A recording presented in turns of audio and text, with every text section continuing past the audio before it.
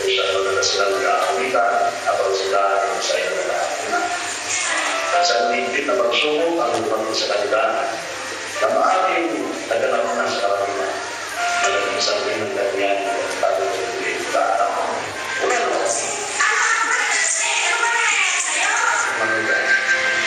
Ewan sawa at hindi na napigilan ang mga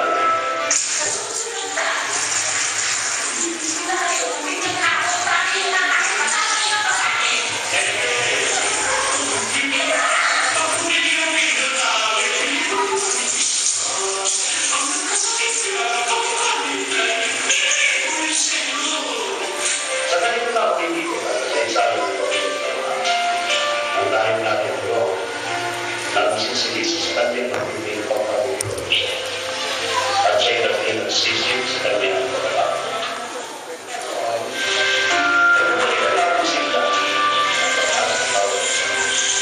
Kailangan sila sama-sama nila na nakapagpakinan sa sila ang kapatid.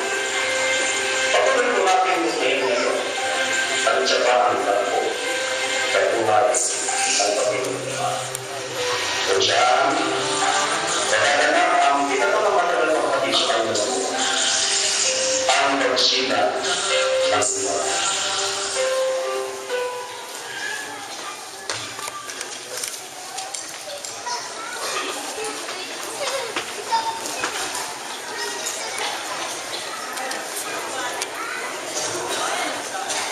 Talaga magluto ni Tay? Ay, nako. Alam niyo yung tatay niyo. Kung hindi ito nagbago, wala siyang pag-asa mga paborito niyang niluluto ko. Sige, kain pa kayo mga anak. Kain. Dahil tayo magsisiba. Okay. Tubig. O, sandali na. O, sige. O, Lisa. Hindi ba Lisa? Sabi na sa inay mo. O, bilisan mo. Magsisiba tayo. O. Sige, tayo.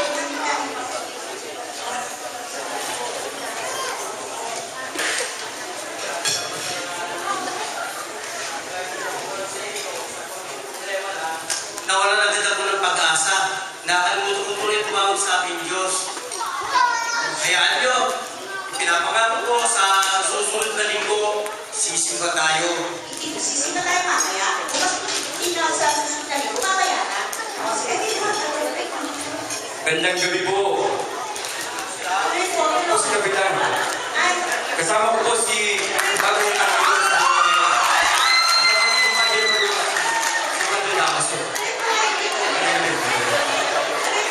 Salamat po sa kanya.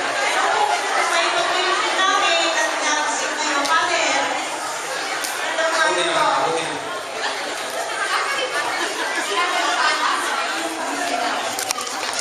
Ay, po yun. Opo. Totoo po.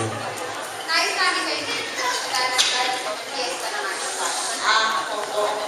Dadalo po kami. Oh, may sumagot ka naman. Sino po sila? Ay, Iglesia ni Cristo po. Tuloy po kayo. Tuloy po kayo. Nandali lang. Kung kaya na kayo mapaniwalain ng araw ng event. Ang aral na ito'y di sa akin ng galing.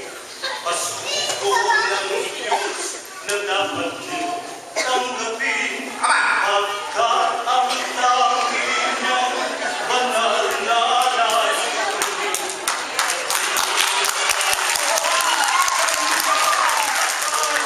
Ano ngayon?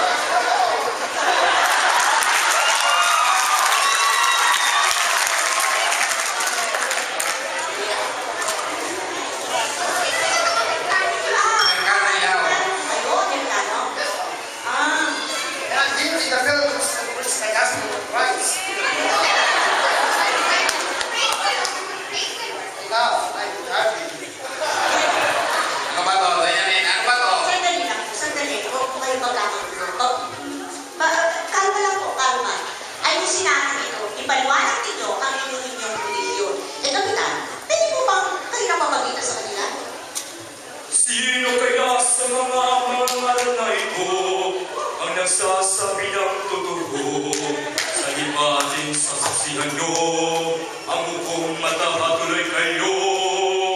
Tinatanggap ninyo, hindi ba? Oh! Na ang tunay na iglesia ay ang nasasaad sa Biblia.